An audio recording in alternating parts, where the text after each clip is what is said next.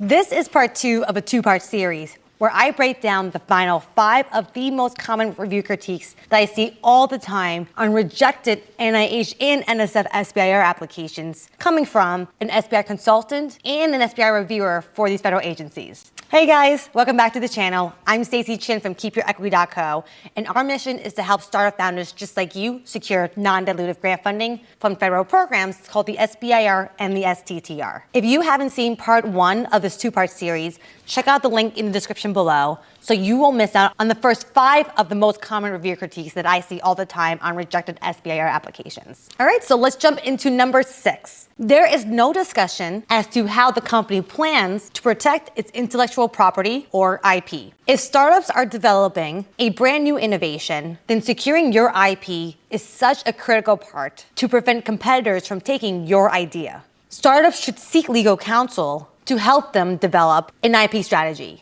A common practice is to file patents, which are usually done if you're developing a physical product or a therapeutic. Companies developing a software or platform-based innovations may prefer to secure their IP through trade secrets. Instead, you can also protect your assets by filing trademarks as well. Either way, it's really important to seek the proper legal counsel to know what is the best IP strategy for you and your startup. And for that reason, in your SBIR applications, reviewers are looking at your IP strategy because it plays such a significant role in your commercialization pathway. Federal agencies are not going to fund startups with technologies that are not IP protected. So that means you as the PI must include your discussion on the IP in your SBIR application. And this should be mentioned in both phase 1 and in phase 2, but especially in phase 2. So to address this reviewer critique in your resubmission, make sure to mention whether you have filed patents or plan to file patents on your technology, both in the 1-page summary and in the main technical document. You'll also want to mention the status of your IP applications, whether they're provisional, granted, or you submit a PCT or a patent cooperation treaty. I'd also like to mention who are you working with as your IP counsel, because that shows the reviewers that you have already identified a party that will help you through this commercialization hurdle. Now, if you're applying for a phase 2 application, you'll want to include a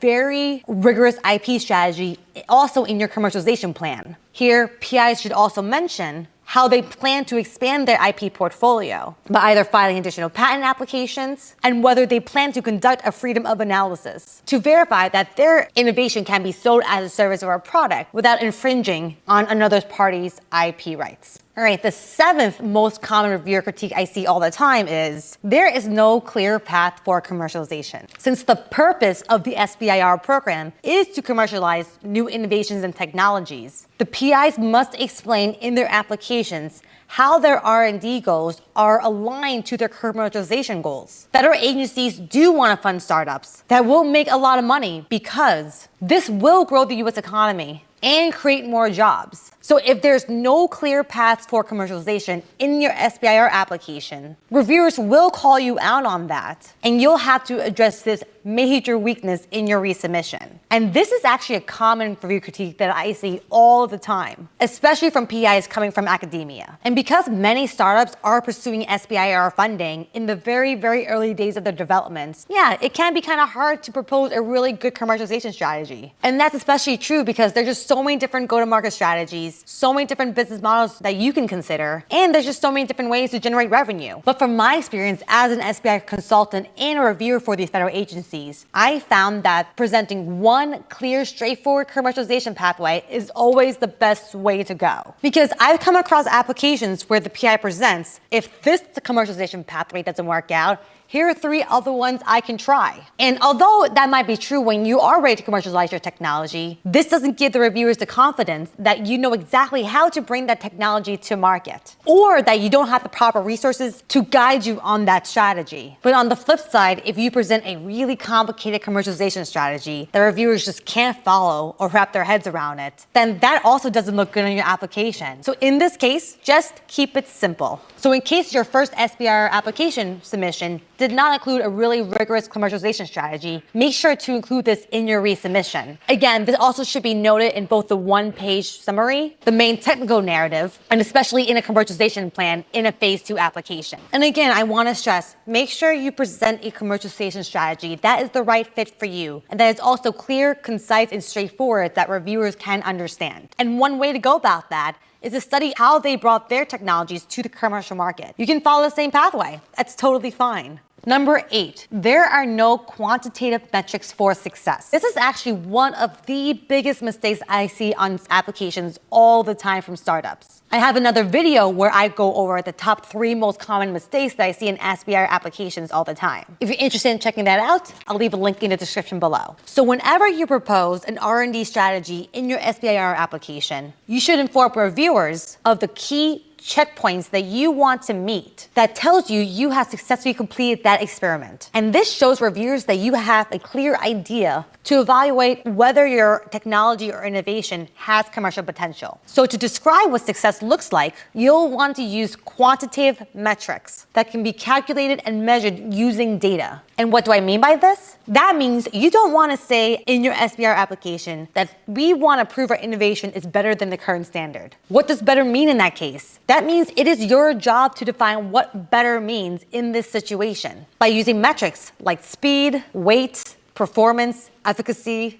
toxicity, cost. You can also mention the anticipated improvements that you expect to meet in these deliverables. So some examples of strong quantitative metrics of success can be, our battery will have 25% improved efficiency while lowering the cost of production by 50% than the current standards. Or in another example, our drug delivery system will deliver therapeutics to the tissue site at 2 times the concentration over a 24-hour period compared to the current state of art. By describing the outcomes of success in this manner, strengthens your R&D strategy tremendously. And most importantly, this would also give reviewers the confidence that you exactly know how to go about the technical objectives and what success looks like to you. So if you come across this reviewer critique in your submitted SBIR application, make sure in your resubmission to include these metrics at the end of each experiment in the main technical narrative. You simply just include a bullet point list that clearly anticipates your quantitative metrics, and that is all. Reviewer critique number 9. The proposed technology is not innovative. I've actually come across a lot of startups that don't really do a great job describing why their innovation is innovative. And this makes it very challenging for SBIR reviewers to understand the technology's value proposition and how it can stand out against competitors in the commercial market. So when I see this reviewer critique on rejected applications, most of the time, this is just due to poor positioning of the argument. It could likely be misunderstanding, or the PI just didn't pitch the technology too well. So in your resubmitted application, there's a couple of things you guys can do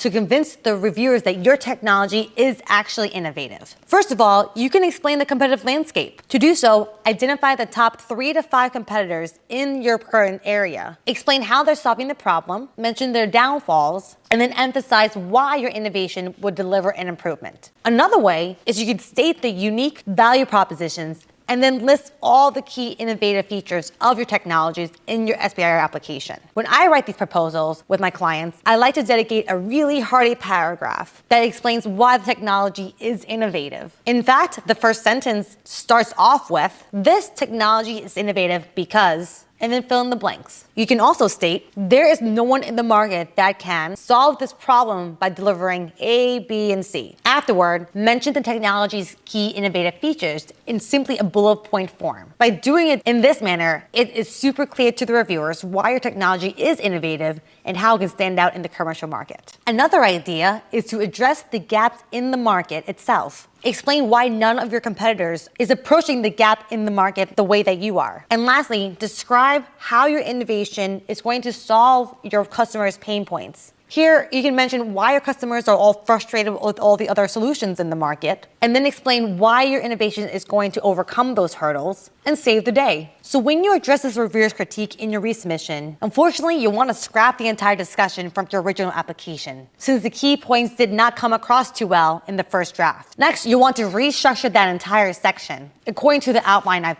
discussed. You'll also want to add a couple sentences in that one-page summary in response to the reviewer's critiques to state why your innovation is innovative. And by giving the resubmission a huge facelift in this manner, you can convince the reviewers why your innovation is innovative and why it's worth the funding the second time around. And last but not least, number 10, the proposed timeline is overly ambitious. I've seen this reviewer critique all the time on rejected SBIR applications. And frankly, I've been guilty of that myself when I was reviewing SBIR proposals too. And this is because if I come across an SBIR application that's proposing to develop a therapeutic, conduct benchtop testing, perform all the animal studies, then do all the necessary safety testing, and then jump to human trials all within 12 months, I don't think that's doable. So for that to happen, you either must be godly or you need a miracle. But in reality, in the research world, everything is going to take longer than expected. So if you propose to do so much in a short amount of time, this tells reviewers that you don't have a good sense of your timeline. And that's a major concern. So from my experience, it is much more effective to propose a well thought out R&D strategy for 2 to 3 critical experiments that will get you a reliable result. You don't want to cast a wide net and propose so many different experiments in such a short time frame. So then to address this reviewer critique in your resubmission, there's a couple of things that you could do. One way is to max out the timeline if you didn't propose the full 12 months in your phase 1